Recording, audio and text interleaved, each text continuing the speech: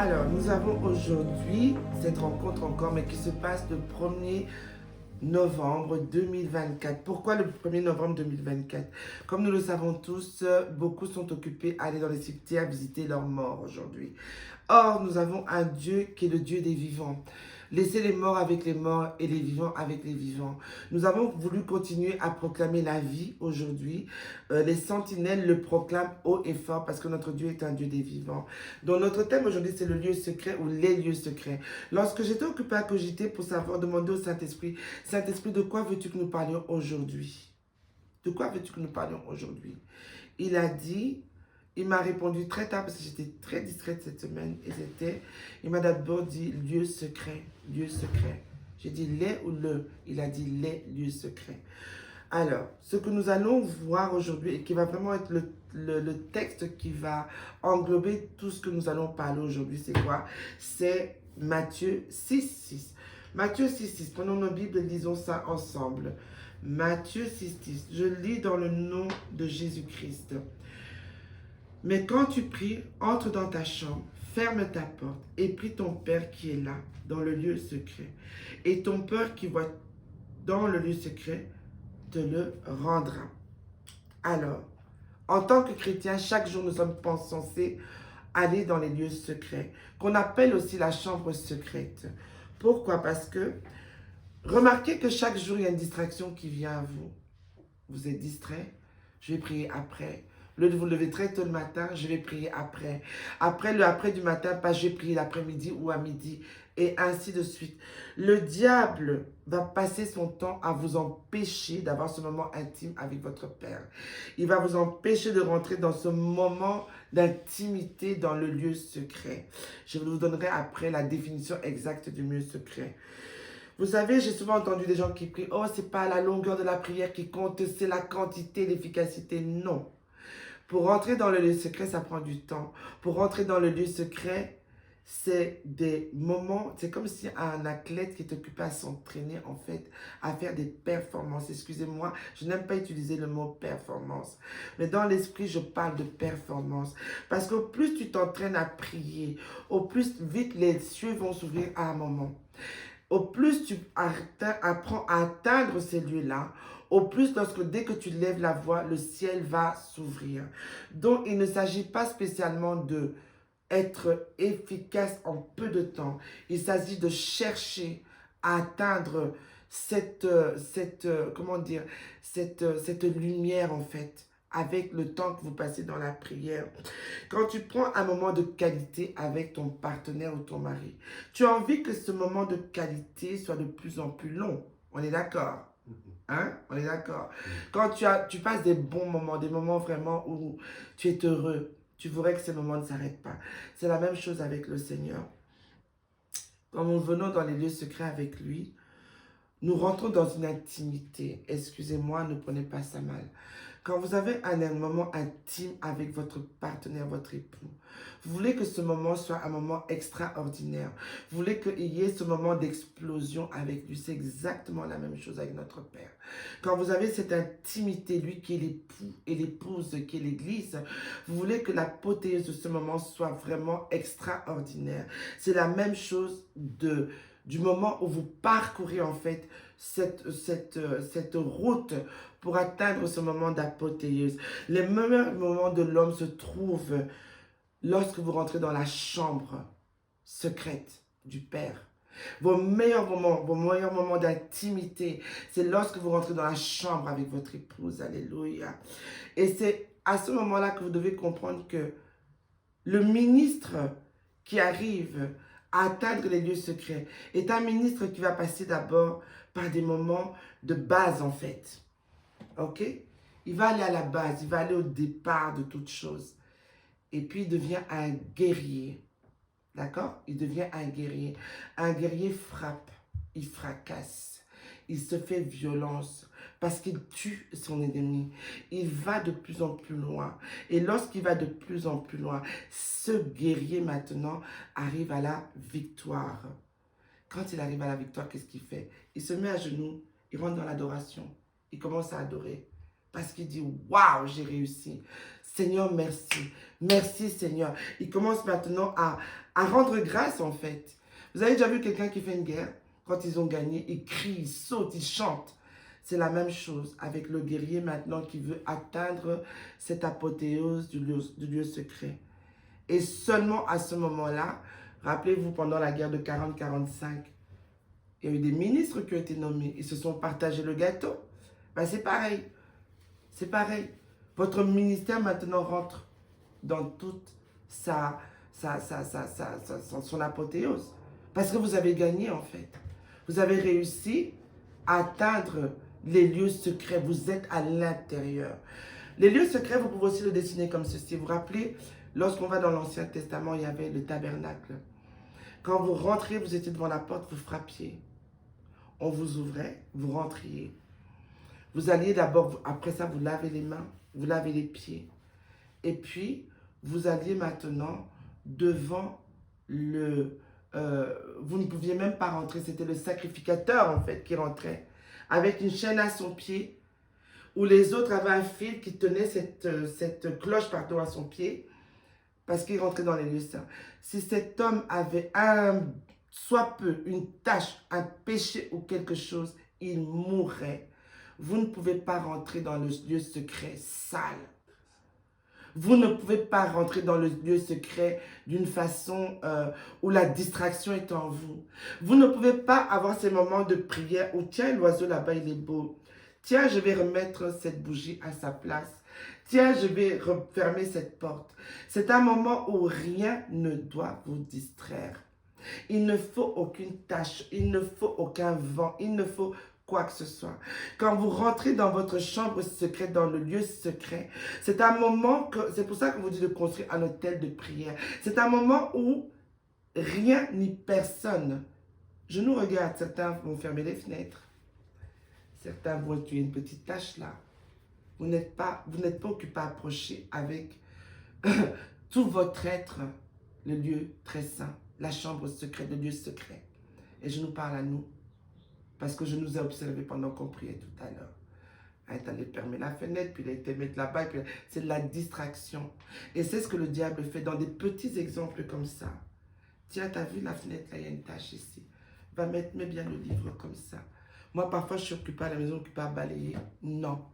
Les lieux secrets, c'est vraiment un moment où il n'y a plus rien ni personne. C'est toi et Dieu. Et vous devez créer ce lieu secret dans votre intimité. Mais vous pouvez être dans une église, vous pouvez être dans un endroit et vous avez cette capacité de vous évader de tout ce qui vous entoure. Ça veut dire qu'il n'y a plus personne, il n'y a plus rien. Vous avez déjà vu l'homme de Dieu quand il prie parfois à Manem? Il crie, il s'en fout en fait. Il est dans la chambre haute avec le Père. Il voit ce que personne ne voit parce qu'il a fait fi de tout ce qui est autour de lui. Alléluia. Quand tu réussis à rentrer dans ce lieu secret, tu rentres spirituellement parlant dans la puissance de Dieu. C'est là que tes yeux s'ouvrent et que le voile se déchire. C'est là parce que, rappelez-vous de ce qu'on a parlé il y a 2 semaines. Vous vous rappelez? Il est sorti du tombeau, le voile s'est déchiré. L'accès a été donné à tout homme d'être devant Dieu. Et c'est à ce moment-là que vous avez accès, vous êtes devant lui. On appelle ça les lieux saints. Dans les lieux saints, c'est déjà la louange. Mais alors là, on va maintenant dans la profondeur du lieu très saint. Vous êtes dans la chambre secrète. Parce que quand vous êtes dans les lieux saints, il y a le chandelier. Il fait tout noir. Mais le chandelier éclaire. Mais quand vous arrivez à rentrer dans cette lumière parfaite, vous êtes devant Dieu. Il y a une puissance qui émane de vous. La prophétie vient. Vous arrivez à rentrer et à voir des choses que personne ne peut voir. La présence du Seigneur est tellement palpable que beaucoup d'entre nous, quand vous nous voyez commencer à pleurer, nous agenouiller, crier, il y en a qui crient, qui ne savent même pas tenir. À ce moment-là, tellement ils sont dans les secrets de notre Père. La Bible déclare que si tu me cherches de tout ton cœur, de toutes tes forces, je me laisse trouver. Je me laisse trouver. Laisse le monde dehors. Enferme-toi. Cherche à avoir ces moments avec Dieu. Cherche à avoir ces moments de qualité. Cherche à réellement être pénétré de l'essence même de Dieu. Beaucoup d'entre nous ne connaissent pas ça. Ils n'ont jamais vécu ça. Ils n'ont jamais testé ça. Pourquoi est-ce qu'ils ne l'ont jamais testé? Parce qu'ils ne savent pas comment faire pour rentrer dans les lieux très très saints. C'est rare, beaucoup prient, disent des paroles, ils s'agitent, ils montent, ils descendent. Mais ils ne savent pas atteindre ces lieux-là. Le lieu secret. Parce que c'est dans le lieu secret que tu as tous les enseignements du Saint-Esprit. C'est dans le lieu secret que tu as la révélation. C'est dans les lieux secrets que tu maintenant, pour les prophètes, la prophétie est tellement claire. Tellement claire pour les nations, pour l'avenir, pour tout. C'est quand tu rentres dans cette chambre secrète, dans ce lieu secret. Rentrer dans la chambre secrète, vous verrez que certains disent le lieu secret, certains disent la chambre. Une chambre, je le répète encore, c'est entre un époux et son épouse. Christ est l'époux, l'Église est l'épouse. Apprenez à rentrer dans cette chambre, dans cette pièce. Je répète encore ce que dit Matthieu 6:6. Quand tu veux prier, va dans ta pièce la plus retirée. La plus retirée. Parce que quand tu es dans un endroit retiré, tu n'entends pas la voiture passer. Tu n'entends pas le voisin qui crie. Tu n'entends rien. Ferme, verrouille ta porte. Verrouiller ta porte. Je vais m'arrêter sur ce mot-là. Verrouiller ta porte ici, c'est parce que quand tu verrouilles un endroit, l'ennemi ne peut pas rentrer. Quelqu'un ne peut pas rentrer. Quelqu'un va essayer de rentrer, c'est verrouillé de l'intérieur. Étant verrouillé de l'intérieur, tu ne peux pas être distrait. Tu ne peux pas avoir des pensées qui vont ailleurs. Tu ne peux pas vouloir penser que tiens, il faut que j'essuie un peu la moi qui est là. C'est impossible, tu as verrouillé. Emmène captif tes pensées à l'obéissance de Christ. Vous vous rappelez que l'apôtre Paul nous dit ça? Emmène captif tes pensées à l'obéissance de Christ. Ça veut dire qu'il n'y a plus rien. On a prié là tantôt, on n'a rien atteint du tout. Parce que j'observais et je le faisais exprès. J'ai dit, tiens, le thème d'aujourd'hui. Nous sommes en permanence quand nous prions dans... La porte n'est pas verrouillée en fait. La porte est ouverte. L'ennemi vient, il vole. On n'arrive pas vraiment à se concentrer. Et puis on s'étonne. Ah mais moi je ne sens pas. Comment ça se fait? T'as vu l'autre? Comment ça se fait? Mais parce que lui, sa porte était verrouillée. Lui, sa porte était verrouillée. Elle, sa porte était verrouillée. Elle a réussi à aller dans ce lieu secret. Elle reçoit maintenant. Elle est complètement saoule. Elle est dans tous les sens. Mais toi, tu n'y arrives pas. Parce qu'en fait, tu n'as pas emmené captif tes pensées à l'obéissance de Christ. Tu n'as pas été dans les lieux secrets. D'où beaucoup de chrétiens, beaucoup d'appelés, mais peu d'élus. Beaucoup prient, beaucoup se disent chrétiens, mais ils ne savent pas comment atteindre leur Père. Vous savez, depuis qu'on a commencé les sentinelles ici, rappelez-vous, le cœur du Père. On a parlé de comment toucher son cœur. On a parlé de la repentance. Pardonne-moi, Seigneur. Parce que beaucoup d'entre nous pensons être des bons chrétiens, des chrétiens qui font tout comme il faut. Mais nous devons nous repentir chaque jour parce que le sujet dont je vous parle là, beaucoup vont se reconnaître. Beaucoup vont se reconnaître dans ça. Et puis nous avons parlé du chemin de Gethsémane à la croix. De ce que ce Seigneur-là, il a fait. Le prix qu'il a payé pour nous là. Et encore dans nos... j'ai mal, je comprends pas. Oh, je suis ceci. Je parle à ma maman. Je comprends pas, ça va pas, je me sens pas bien, etc. Alors que tu as toutes les âmes sont là. Le lieu secret, combien d'entre nous peuvent dire qu'ils l'ont atteint? Combien d'entre nous l'atteignent chaque jour? Nous sommes censés aller dans la chambre secrète chaque jour. Pas une fois par semaine, pas une fois par mois, pas peut-être tous les 3 jours. Tous les jours. Pour avoir un enseignement, pour nous montrer, pour savoir comment marcher, pour savoir comment agir, pour savoir comment répondre, pour savoir comment notre Père fonctionne. Alléluia. Vous avez, Dieu voit, il est écrit, c'est parce que Dieu voit tout dans le secret de ton cœur. T'as beau parler, t'as beau avoir l'air t'as beau être parfait, mais Dieu va dans le secret là. Lui, il n'a pas besoin de chercher, il voit. le secret de ton cœur. Il voit aussi quand tu prétends le chercher. Il voit aussi quand tu prétends être avec lui. Il voit aussi l'hypocrisie qui est dans l'homme, qui joue au parfait chrétien, mais qui en fait, ce n'est que de l'apparence. Alléluia. Il voit nos manquements. Il voit aussi lorsque nous venons et que nous servons par intérêt pour les dîmes et les offrandes. Il voit tout ça, alléluia. On peut mentir à l'homme, mais on ne peut pas mentir à Dieu. Ne va pas dans le lieu secret si tu n'es pas apte à verrouiller la porte. N'y va pas si tu n'es pas apte à comprendre réellement que c'est un moment où rien n'existe. Les lieux secrets, c'est quoi aussi? C'est le sacrifice que tu fais pour le Seigneur. On est samedi. Beaucoup sont en famille aujourd'hui, c'est un jour de congé. Vendredi, pardon. Même le samedi, quand on se retrouve, les gens sont en famille. Ils font leurs emplettes, leurs courses et tout. Nous voulons aller dans le secret parce que le pasteur ou l'homme de Dieu qui chaque jour passe du temps dans sa Bible pour chercher la révélation, pour nous l'enseigner, cet homme-là va dans le lieu secret tous les jours. Du fait qu'on vient ici régulièrement pour servir et qu'on continue à marteler ce qu'on martèle, nous essayons de rentrer dans le lieu secret du Père. Nous venons le faire, pas parce qu'un homme nous attire, pas parce qu'on va gagner de l'or ou de l'argent, pas parce que ceci. Il y en a certains qui, je sais, ont peut-être ri et disent, mais qu'est-ce qui arrive à ces gens? Pourquoi est-ce qu'ils font ça? C'est parce qu'il y a un secret qu'on a découvert en fait en cherchant le Seigneur dans le lieu secret. Qu'il est notre tout, qu'il est toute chose qui existe, tout ce que nous sommes, c'est lui. Alors, vous devez savoir que le lieu secret, c'est ça aussi. Alors, vous savez, quand on prie pendant des heures au quotidien, il y a une onction, il y a l'huile qui remplit en fait la lampe que nous sommes. Parce que nous sommes des lampes pour le monde.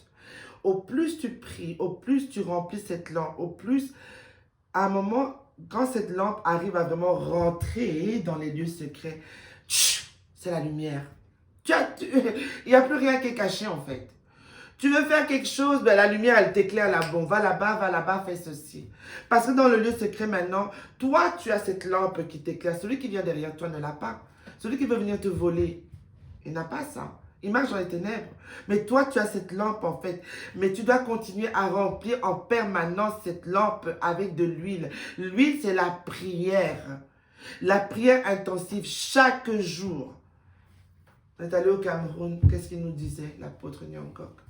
Petite prière le matin, une petite demi-heure. Peut-être un peu le soir, avant de coucher. Priez en permanence. Prenez le temps le matin de vous lever à l'aurore du jour et commandez comme Job à l'aurore du jour de vous garder. Demandez-lui ce que vous voulez à l'aurore du matin, un minimum de 1 heure. L'homme de Dieu qu'on connaît, de 4 heures du matin à 6h30, 7 heures du matin, tous les jours. Tous les jours. Et on s'étonne, oh il y a de l'onction, oh ceci, cela, mais non. C'est un sacrifice, il cherche à connaître les secrets du cœur du Père. Nous devons aller jusque-là, chaque chrétien, dans les temps où nous vivons.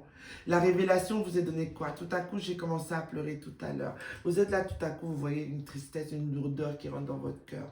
Parce que lorsque tu t'arrêtes là pour prier, tu y vas là, tu ne regardes pas tout, tu essaies. Ça, tu as fait un peu de roulage, tu me distrais, c'est quoi? Parce que tu vas et tout à coup, pouf, il te montre quelque chose. Il te révèle quelque chose. Il m'a dit, ma fille, pendant ces 24 heures-là, on va sacrifier beaucoup de personnes, du sang va couler.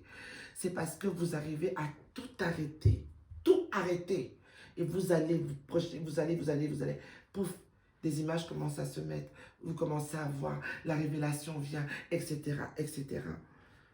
Vous ne pouvez pas vous reposer, ce n'est plus le temps de se reposer parce que c'est le moment maintenant d'être en permanence dans le lieu secret. On avait le temps avant, mais nous ne sommes plus des enfants, nous sommes des adultes. Nous sommes arrivés à un degré où c'est un péché à la limite de ne pas comprendre les plans de Dieu dans notre vie ou les plans de Dieu dans notre ministère ou les plans de Dieu dans le futur du jour d'après. Ce n'est pas logique de se lever le matin et de ne pas savoir, pas comme les hommes le savent, mais comme toi qui as été dans les lieux secrets le matin à 4, 5 heures du matin, 6 heures du matin, comment ta journée va se passer. Vous savez qu'on a la capacité en fait, quand on va dans les lieux secrets très tôt le matin, de savoir ce qui va se passer à l'avance, de savoir si on va avoir des problèmes, de savoir comment les éviter. Parce que Dieu te dit dans les lieux secrets qu'attention, mon enfant, il va arriver ça. Ou bien ça ne sert à rien. Pourquoi parfois mon mari commence à me parler de projets? Je dis oui, j'écoute. Je ne parle plus parce que je ne veux pas l'attrister. Mais parce que dans le lieu secret, alors que je prie, je sais que le Seigneur m'a dit que non, pour le moment, c'est pas ça. Vous voyez? C'est vraiment... Des gens qui prient sans savoir comment cibler leur prière. Ils prient à tout vent, à tout prix. Merci Seigneur, Seigneur donne-moi ceci. Non, vous devez savoir comment cibler vos prières. Et ça, c'est l'apprentissage du parvis. Le fameux parvis, je toque à la porte. La Bible nous dit quoi? Frappez, on vous ouvrira, on m'ouvre. Je rentre maintenant, je demande, on me répond. Vous voyez, tout nous a déjà été enseigné. Mais parce que nous sommes dans la distraction, nous ne savons pas comment atteindre ce goal-là. Les lieux secrets, c'est quoi? C'est Moïse qui allait à la pic de la montagne. Il allait à la pic de la montagne pour rencontrer Dieu. Et il était en face de Dieu. On nous dit que quand il redescendait, son visage était un halo de lumière. Parce qu'il allait dans le lieu secret, il devient lumière lui-même. Et très souvent, malheureusement, nous-mêmes, ce n'est pas quelqu'un d'autre. Ce n'est pas Pierre, Paul ou Jacques ou Jean. C'est nous-mêmes qui donnons accès au diable de nous voler nos moments. Il faut que j'aille travailler dans 10 minutes là. Nanana. J'ai un rendez-vous là-bas. Ceci, cela. Non. Tu donnes l'accès. Donc, tu pries comme ça, mais tu n'arrives pas à rentrer dans l'excellence de ce moment avec Dieu. Tu n'y arrives pas. C'est pour ça que, plutôt que de... chérie, on prie un peu là. Je dois aller travailler. Non. Va te coucher à 21h30, 22h maximum. Lève-toi entre 4h30 et 5h du matin et prie. Tu n'es pas bousculé par le temps ni par l'heure. Tu n'es pas bousculé par les choses de la vie. Tu as été dans le secret de la nuit où l'ennemi est occupé à finir son travail, occupé à détruire et à te voler. C'est à ce moment-là qu'il est occupé à te prendre pour sortir de la porte maintenant comme ça. Non, toi tu te réveilles à ce moment-là, tu le fracasses, tu le frappes et tu récupères non seulement ce qui t'a pris pendant ton sommeil, mais tu vas maintenant dans les lieux secrets pour demander au Père exactement ce qu'il y a à faire. Amen. Amen. Alléluia. Amen. Alléluia. Alléluia. Comme je le disais, c'est impossible de rentrer dans la distraction dans ce moment-là. Alléluia, alléluia. Vous savez, dans l'Ancien Testament, quand on regarde encore, quand les Hébraïques allaient dans le tabernacle, quand il y avait le moment de sacrifice, on ne pouvait pas sacrifier un animal taché, ni un animal qui était borgne, ni un animal qui était en mauvaise santé. On devait sacrifier à Dieu un animal parfait, un agneau parfait. Eh bien, vous, c'est la même chose. Vous faites un sacrifice chaque jour.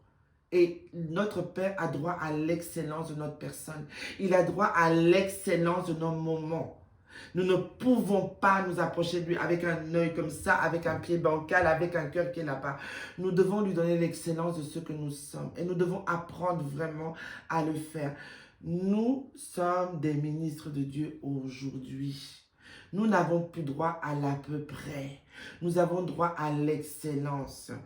Alors, nous devons savoir aussi que... prenez le psaume 119, le verset 2, s'il vous plaît, si quelqu'un peut le lire pour moi. Le psaume 119, verset 2. Nous allons aller là-bas. Quand nous faisons ça, qu'est-il écrit dans le psaume 119, le verset 2? Qu'est-ce qu'il est écrit à cet endroit-là? Si quelqu'un peut le lire à haute voix. Je l'ai ici. Heureux ceux qui gardent ses préceptes, qui le cherchent de tout leur cœur. Moi, j'ai une autre version qui se dit « Heureux les hommes qui suivent ses préceptes et cherchent à lui plaire de tout leur cœur. » Cherche à lui plaire de tout leur cœur. C'est notre version. Cette version vous dit « Cherche à lui plaire ». Ça veut dire, ce n'est pas mes désirs, ce n'est pas mes envies, ce n'est pas ce que moi je veux, ce n'est pas mon petit égoïste. Seigneur, aide-moi, je dois aller faire quelque chose là-bas, Seigneur. Oh non! Père, que dois-je faire pour te plaire? Que ta volonté soit faite, que tes désirs soient les miens, que tes pensées soient les miens. Vous comprenez ça? Quand heureux est cet homme-là, si tu peux continuer un peu plus loin, dans le psaume 3, dans le verset 3, qu'est-ce qu'il dit? Qui ne commettent point d'iniquité et qui marchent dans ses voies. Et il y a des conditions. Tu veux plaire à Dieu? Heureux l'homme qui suis ses préceptes, qui cherche à le plaire, qui ne marche pas dans l'abomination, dans le péché, dans l'adultère, dans les mensonges, dans les manipulations, etc. Quand tu es comme ça, là, et que tu vas dans la chambre secrète, ça ne peut qu'exploser dans ta vie. N'est-ce pas, mon chéri? Ça ne peut qu'exploser dans ta vie. Même si les promesses de l'Éternel tardent à venir, attends-les, elles viendront certainement. Si nous sommes des personnes qui marchons de droit devant Dieu, tout ce que nous allons demander, la Bible déclare que nous sommes heureux. Parce qu'à ce moment-là, il va dire faire quoi? Il te donne selon les désirs de ton cœur. Fais de l'Éternel tes délices et il te donne selon les désirs. Des gens sont occupés à se fatiguer. Ils font des choses, ça ne va pas. Ils se fatiguent. Ouais, je prie, ça ne va pas. Ma mère, j'ai prié, ma mère est morte, j'ai prié, a eu quand même ça. Est-ce que tu connais comment atteindre le cœur de ton père? Est-ce que tu sais comment rentrer dans la chambre secrète? Est-ce que tu vas dans la chambre secrète tous les jours? Est-ce que tu prends le temps d'aller dans la chambre secrète un minimum de 2 fois par jour? Prends-tu ce temps-là? Est-ce que tu sais même de quoi ça a l'air? Est-ce que tu connais même le parfum de la présence de Dieu? Il y en a qui ne savent même pas ce que c'est. Est-ce que tu connais le toucher de Dieu? Est-ce que tu connais comment le vent de Dieu se déplace? Et tu veux avoir tout ça, et tu essaies d'avoir tout ça, mais tu n'es même pas capable de reconnaître la présence de Dieu, de reconnaître son toucher, de reconnaître sa voix. Tu es là avec des voix qui viennent. Dieu m'a dit que, Dieu m'a dit que, Dieu t'a dit que, alors que tu marches n'importe comment. Mais non, ce n'est pas possible. Amen. Amen. Vous savez, chaque fois que je viens avec ce thème-là, mon mari dirait dans le monde Agatha Rotor. Mais ce n'est pas Agatha Rotor. Nous sommes arrivés à un temps, on n'a plus le temps de faire des caresses. Nous sommes arrivés à un temps où il fait faire attention. Les temps sont vers la fin. Les temps sont... L'enlèvement, nous ne savons pas quand, mais nous pouvons sentir le parfum de l'enlèvement. Nous pouvons sentir le parfum où tout devient normal. Vous avez vu ce qui s'est passé à Toulouse? On ne peut pas continuer à dire qu'on ne reconnaît pas les signes. Ceux qui sont enfermés avec Dieu répandent leurs âmes devant Dieu. Ce sont des moments où vous pouvez goûter aux délices des fruits. Ça a du goût. La présence de Dieu a du goût. C'est bon. C'est un moment de délectation. Ceux qui marchent avec lui et qui s'enferment avec lui dans les lieux secrets. Dès que vous sentez, vous avez du plaisir. Je vous dis, c'est quelque chose. Moi, je deviens difficile avec moi-même parce que quand je n'ai pas ça là, je ne suis pas à l'aise. Je ne suis pas bien. Parce que je connais le goût et me délecter, en fait, c'est comme si tu mangeais, moi je dis du caviar. C'est pour ça parfois quand Moïse donne la parole, je dis, ah, tu nous as donné du caviar. Même si le caviar est dans le monde de caviar, c'est l'excellence d'excellence. C'est vraiment ça. Et en plus de ça, les fruits que ce moment dans la chambre secrète vous donne, c'est la puissance. C'est la puissance. Vous parlez et la chose est. Vous parlez, vous pouvez détruire les œuvres du diable avec votre bouche. Parce que vous avez la puissance. La puissance est avec vous.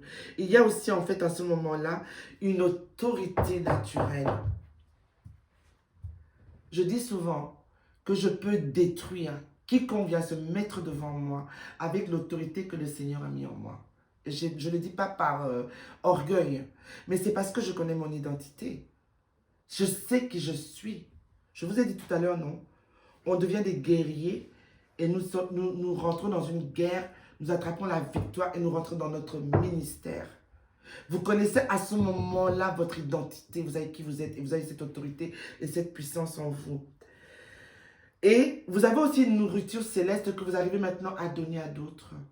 Cette nourriture en fait qui vous est donnée dans les lieux célestes, vous arrivez maintenant à la donner à d'autres. Dans les lieux secrets, Dieu vous nourrit, il vous donne une nourriture très très très riche. C'est comme ça que vous avez des hommes comme Arumé Osaï. C'est comme ça que vous avez des hommes comme Parfait Mangor. C'est comme ça que vous avez des hommes comme le docteur Dessel. Parce qu'ils savent comment aller dans ces lieux secrets-là. Et cette nourriture-là, ils la reçoivent. Et maintenant, ils arrivent à la répandre. Avec puissance, avec autorité. Amen. Amen. Il n'y a pas de secret. Dans leurs âmes, leurs pensées sont renouvelées constamment. Celui qui va dans le lieu secret, ses pensées sont comptées. Parce que parfois, vous demandez comment ça se fait que tu as une idée là, le Seigneur te parle, a fait ceci, parfois tu parles à quelqu'un. Parce que tes pensées sont renouvelées tout le temps. Tes pensées sont renouvelées tout le temps. Et il y a une puissance qui sort de ta bouche. Tu ne sais pas te taire, c'est pas possible. La timidité, non. Quand tu vas dans les lieux secrets, quand Dieu te arme, la timidité n'existe plus. Parce que la Bible déclare, ce n'est pas un esprit de timidité que je vous ai donné, mais un esprit de force et de puissance. Il n'y a pas de place pour cela. C'est impossible. Allez dans les lieux secrets et faites confiance à Dieu, qu'il est occupé vraiment à vous nourrir de cette nourriture-là. Est-ce qu'on peut chercher 1 Chronique 16, 11, s'il vous plaît? 1 Chronique 16, 11. Nous allons le lire ensemble. Alléluia. Merci Seigneur. Merci Père de gloire pour vraiment ce moment que tu nous donnes encore, Père de gloire, de te chercher, de comprendre en fait. 1 Chronique 16, 1 Chronique 16, 1 Chronique 16. À partir du verset 11, on va commencer. 16. Je l'ai ici, mais si quelqu'un veut le lire, je me sens toujours plus à l'aise quand quelqu'un le lit. 16 à partir à l'Éternel et à son appui. Cherchez continuellement sa face. Amen. Souvenez-vous des prodiges qu'il a fait, Amen. des miracles et des jugements de sa bouche. Amen, c'est bon. C'était 1 Chronique 16. Ayez recours à l'Éternel et à son appui. Comment est-ce que tu peux avoir recours à l'Éternel et à son appui? Quand tu vas dans le lieu secret, il te donne ça. Et maintenant, tu as recours à ça. Tu sais comment appeler ça. Ayez recours et cherchez continuellement sa face. Parce qu'en cherchant continuellement sa face, ce recours-là est toujours en toi, en fait. Tu vois? Tandis que quand tu perds les moyens, comme j'ai perdu cette semaine, tu n'arrives plus à faire recours à ce qu'il te donne quand tu es continuellement devant sa face. Souviens-toi des prodiges qu'il a fait dans ta vie. Souviens-toi de ta vie. Souviens-toi que tu es encore là à cause des prodiges qu'il a fait dans ta vie. Souviens-toi de ce qui est dans le témoignage de sa parole. Amen. De ses miracles et des jugements de sa bouche dans ta vie. Beaucoup d'entre nous ne devraient plus être là. Beaucoup d'entre nous ne devraient plus être là. La maladie, les accidents qu'on a ratés, tout ça. Souviens-toi des miracles qu'il a fait dans ta vie. Alléluia. On a été jusqu'au 14. L'Éternel est notre Dieu. Ses jugements s'exercent sur toute la terre. Celui avec qui nous on marche là, il juge toute la terre. Je ne sais plus dans quel passage c'était, excusez-moi. Mais il est dit que nous sommes la semence et que la justice est de là-bas. Cette justice est toujours occupée à protéger sa semence continuellement, en tout temps.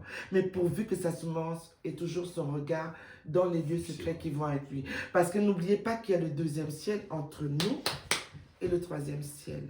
Le deuxième ciel, nous savons qui est là-bas. Mais on n'oublie pas qu'il est devenu le prince de ce monde dans lequel nous vivons. Si nous n'avons pas cette relation de rentrer dans la chambre secrète, ben, il nous bousille de partout. Il nous bousille de partout, il nous détruit. Il est là, il est dans tes pensées. Tu veux faire une bonne action, puis tout à coup quelque chose t'agace et tu fais le contraire de ce que tu voulais faire. Amen. Amen. Amen. Alors nous allons conclure avec Ésaïe 57. Ésaïe 57, verset 17. Ouais. Ésaïe 57, verset 17. Ésaïe 57, verset 17. Ouais. Ésaïe 57, alléluia. À cause de son avidité coupable, je me suis irrité et Je l'ai frappé. Et je l'ai frappé. Je me suis caché dans mon indignation, et le rebelle a suivi le chemin dans son cœur. Amen. À cause de ce que l'homme a hérité Dieu, n'a plus pris le temps de le chercher, n'a plus pris le temps de comprendre. Dieu s'est irrité, on est d'accord, c'est ce qui se passe. Dieu s'est irrité. Regardez juste l'histoire d'Israël. Amen. Et puis quand on continue, il nous dit, à cause de son avidité, c'était à cause de son avidité, ouais, pardon. Tu as lu le 17, hein, Christian? Oui. Continue le 18, s'il te plaît. J'ai vu ses voies. Et je le guérirai. Ok. Je lui servirai de guide et je le consolerai, lui et ceux qui pleurent avec lui. Amen. Continue au 19. Je mettrai la louange sur les lèvres. Paix, paix à celui qui est loin et à celui qui est près, dit l'Éternel. Je le guérirai. Amen. Amen. Ça, il le fait quand vous avez cette relation avec lui. Là, c'est parce qu'Israël avait déconné et ont tellement déconné, excusez-moi, je parle avec mon vocabulaire. Il y a eu ça. Mais quand si tu dis tout l'histoire, si tu fais comme ça, si tu me cherches dans les lieux secrets, si tu retournes comme tes pères ont fait, voici ce que je ferai. Amen. Amen. Que vraiment le Seigneur vous bénisse, ou que le Seigneur vous rappelle en fait, attends un peu, que chaque passage que nous sommes occupés à faire avec les sentinelles pour le moment, nous sommes occupés à rétablir les enfants du Père par des paroles très simples, des choses basiques, mais nous commençons à aller de plus en plus loin pour reconstruire la vie chrétienne de tout un chacun. Ok? Il y aura bientôt on va faire un web où il y aura toutes ces prédications qui seront écrites pour ceux qui veulent les relire. Amen. Parce que nous devons reconstruire la vie de tout un chacun. Beaucoup prient depuis des années. Mais ces préceptes de base que nous donnons, ils les ont perdus. Amen, amen, shalom, shalom. C'était la prophétesse Marie. Amen. Amen.